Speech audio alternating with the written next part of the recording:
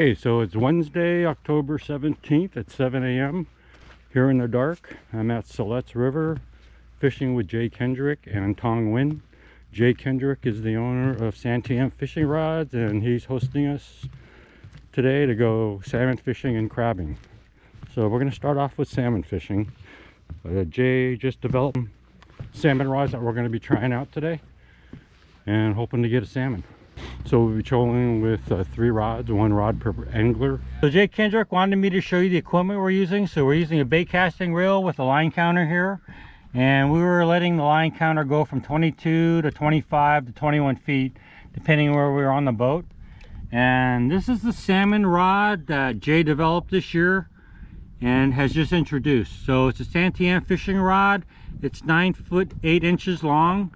It's moderate to heavy. Line weight is 17 to 40 pound. We were using 50 pound braid, I believe, or maybe 45 pound braid with 40 pound mono. And you can see that the lure weight is weighted for 4 to 10 ounce. We were using actually a spinner, a 3.5 number spinner, followed by a 360 flasher. And you can see that the flash is attached. So we're using an 8 ounce ball weight attached to a sliding setup that allows the flasher to drift behind the boat. And again, it goes in 360. It goes in a 360 motion, and it kind of pulls the lure right behind it. So again, that's what we're using for our setup today. And man, I'm telling you, we probably did the best of any boat I saw up on the river today. So thanks to Jay Kendrick. He really knows this area. He really knows how to salmon fish, and I feel very lucky to be fishing with him. Okay, so I'm here with Jay Kendrick and Tong Nguyen. We're on the boat. It is now 7:20. There's a rule that I didn't know about that Jay told us, that you can't fish too early before sunrise. So we had to wait a few minutes in the boat until we got to the legal time. What leader line are we using, Jay? 40 pound and about 24 inches. Okay, 40 pound mono leader and 24 inches with a pink spinner. We're using different weights, and we have the spinners out at different distances. There's 21, we have 21 feet, 25 feet, and 22. Yes. And they're different weights to make sure that the lines don't tangle. So we've only been out like about 10 minutes trolling. It took us about 10 minutes to get where we wanted to go. So we're crossing our fingers. All right. And again, thanks to Jay Kendrick, owner of Santiam Fishing Rods, generous donor to the Oregon Surf Perch Club. This is the 3rd time he's taken me out within 2 to 3 weeks, so I'm a lucky camper. Okay, here's something interesting. This is Jay's fish finder, and what you see are, if you can see these humps here, those are all fish. And we're at 15.3, but you can see how many fish there are down there. It's just a matter of getting them. Okay, so it's 8:42. We've been here for about an hour and 40 minutes now, and at this current spot, there's the one that just jumped, but there are so many fish jumping here. There's probably one jumping every 20 to 30 seconds. So it's amazing how many fish are out here. We just can't get them to bite. So there's 2 types of fishing out here that most people do. One is which is trolling, and I was asking Jay why he likes to troll, and it's because when they bobber fish, there's a lot of other fish that will rob your bait, like sculpins. And what I didn't realize is we're like 3 miles upriver from the bay, and the salinity here is still very high, where it's almost close to ocean levels. Oh, there's another one that just jumped. But there's fish just jumping all over here, and when we look at the sonar screen, there's just a ton of fish here. So we're hoping to hit it. Okay, so this is what the sonar looks like when there's a bunch of fish.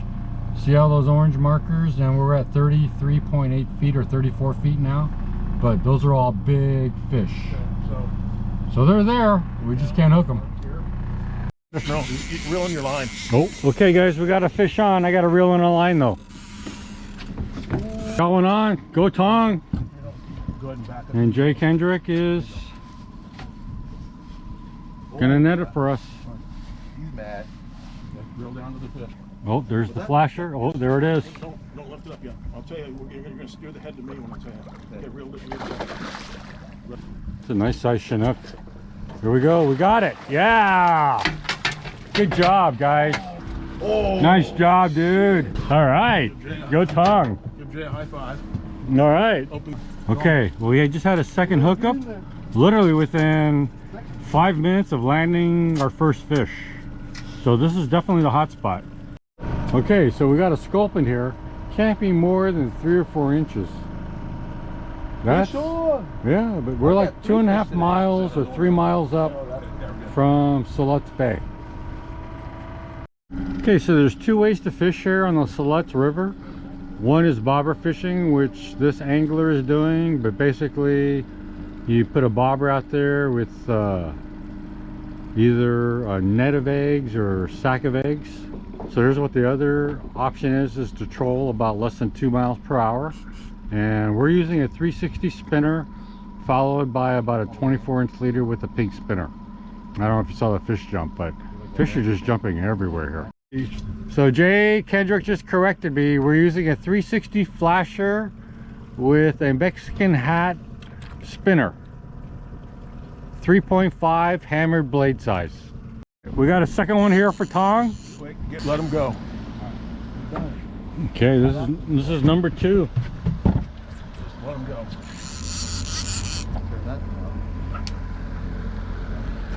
So yeah. Okay, here we go, number 2. Getting close to the boat. I see the flasher. Oh man, nice fish. Nice fish. Let him run. He's not ready. Okay. He's still not ready yet. He's okay now. Trying to be patient. Now he's turning sideways. Yep. Now we got him. Yeah. Oh. Number 2. Thank you, Jay Kendrick. Okay, line out. Oh, don't break the rock. Yep, that's right. You're not gonna be able to. It looks like it's a native because the adipose fin is still on. It's a native. Number 2. Awesome. Thank you, Jay Kendrick. Santiam. So I think we're the only boat that's landed 2 from what I've seen. Okay, gang, this is number 3. Okay, Jay always tells me to keep the rod tip up and keep the fish in the water. Oh man. It's not ready. Come on. It's still not ready. Jeez. Got it right next to the boat. Okay, awesome. Whoa. Oh, let line out so it doesn't break the tips. Okay. Man, number 3. This is amazing. Number 3. Okay, so we've been here a little over 3 hours now, and we've gotten 3 salmon now, basically in the same spot, which is right here. And let's take a look at the salmon. You can see that there's 1 on the very bottom, 2, and 3. So, man, fresh salmon. Can't ask for anything better than that. So I think we've actually boated the most fish here out of anybody. So again, thanks to Jay Kendrick, you know, we got 3 fish between 3 of us. So great salmon dinner tonight. And again, what a beautiful Oregon day on the Siletz River. So again, we're using Jay Kendrick's new salmon rods that he had just introduced this year. And he actually supplies a lot of rods to guides in Oregon and Alaska as well. So the quality of his rods are well known throughout the industry. So his warranties and willingness to back up the quality of his rods is very high, and he often will do warranty work even though the warranty is expired. So again, I would ask you to support a local Oregon business.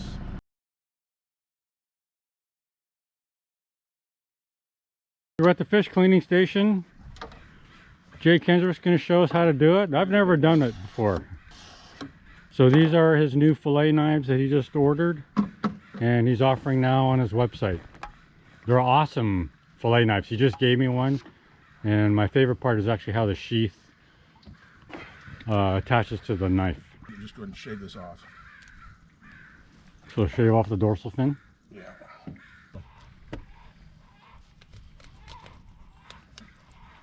Just get that stuff out of the way. You don't stick your knife way in there because it's probably got eggs in it. Wow. Wow, look at those eggs. Sure, eggs for steelhead fishing. Oh, nice. They just come out pretty clean, like one big piece. once you get it disconnected up front, and you just run your hand under the skein, you can just scoop them all out. Oh, that's 2 big sacks. Cut at an angle, get down to the bone.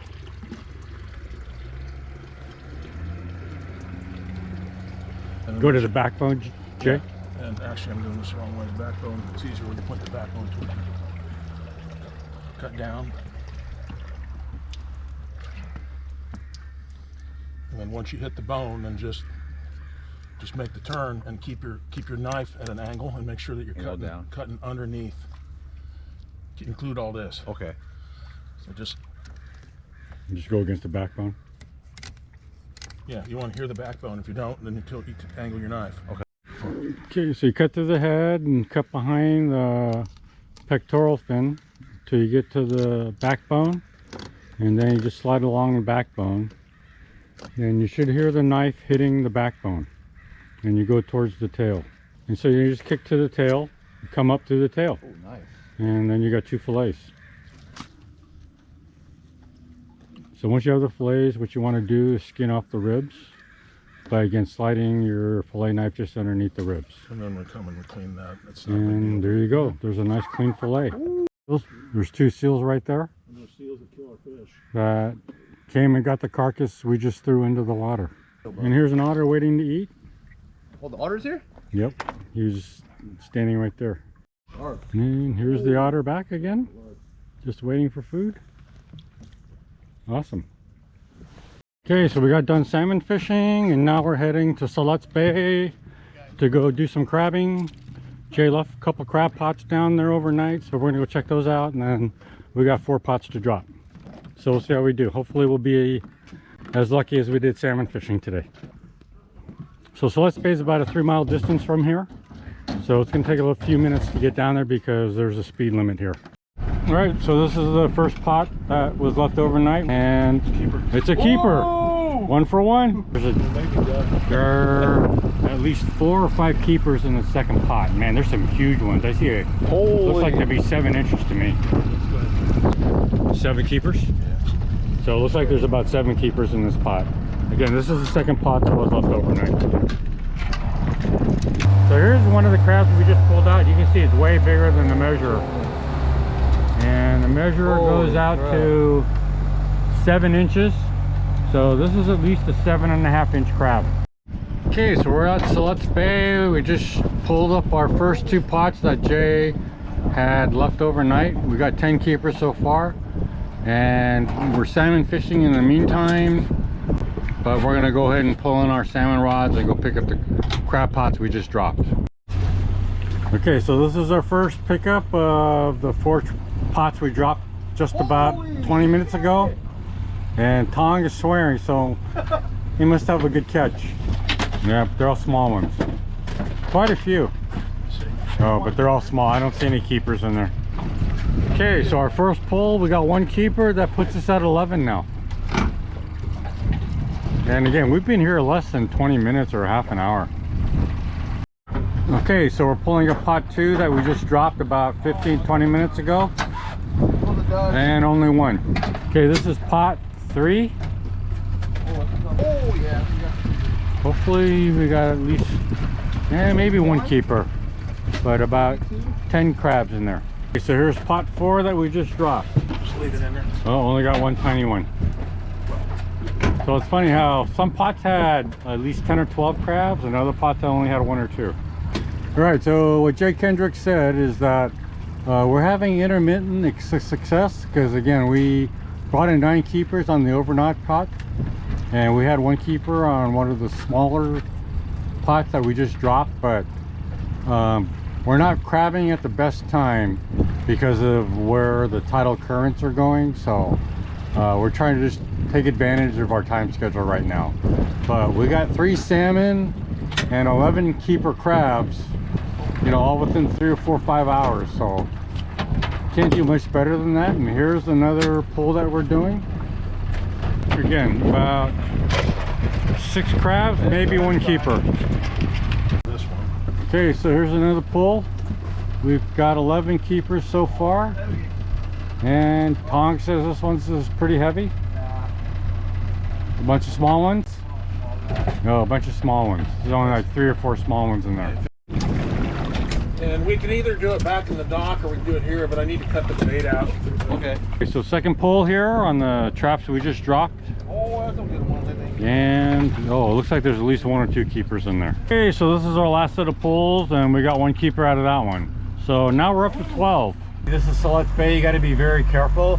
We were actually just at 0.9 feet, and within 2 to 3 seconds we went to 10 feet. So luckily Jay Kendrick knows this bay really, really well. And he knows how not to get stuck on a sandbar. So we're just doing our last pulls of our buoys. There's 4 more to go. Okay, so here's another pull. It looks like we got 1 or 2 more keepers. And again, we've been here less than an hour, and the pots are probably down about maybe 20 minutes at the max. We're using chicken for bait. Okay, so we got 12 so far, and I had to throw back, just missed. I think we got 2 more pots to go. So 2 more pots to go. So second to the last pull. Okay, so this is the last pull. We got 12 in the boat already. So we got 1 limit for 1 person. And 1 big one. So last 2 traps, we've only had 1 crab in them. And again, this is not the prime crabbing time. So, okay, so this is the last pull of the day here for crabbing. We got 3 salmon, 13 crab keepers, and Tonk says this is a pretty heavy one. Maybe 1 or 2 keepers in there from what I see, but only 3 or 4 total crabs. Right, so we're heading back from Siletz Bay, going back to Siletz River campground. Ended up with 3 chinooks today and 14 crab keepers. So thanks to Jay Kendrick, what an awesome day. Okay, so we're at the end of our adventure today. We started off at 7 a.m. It is now 2:46 p.m. So we went salmon fishing till about 9:30 to 10 o'clock. Then we went crabbing down in the bay and salmon fishing in the bay. So we ended up with 3 chinook in the morning and 14 keeper crabs.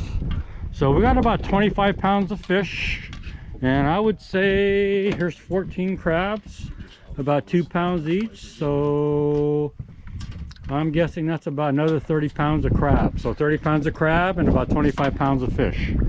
And again, thanks to Jay Kendrick, owner of Santiam Fishing Rods, for hosting Ton, Win, and myself out here. This is the 3rd time I've been out with Jay in about a week and a half or 2 weeks. So, you know, I feel very fortunate because he knows this area very well, Siletz River, and he's a very successful angler. And he also donates a lot of rods to the Oregon Surf Perch Fishing Club. He also, again, we fished with his new salmon rod that he introduced this year. So the other thing I should mention is that we had 3 different types of spinners today. This one was the chartreuse, and we were using 2 other ones that had pink and I believe silver. But we got hits on all 3, and we caught fish on 2 out of the 3. So today we had 3 chinook in the boat, and we also had 2 other hookups that we missed.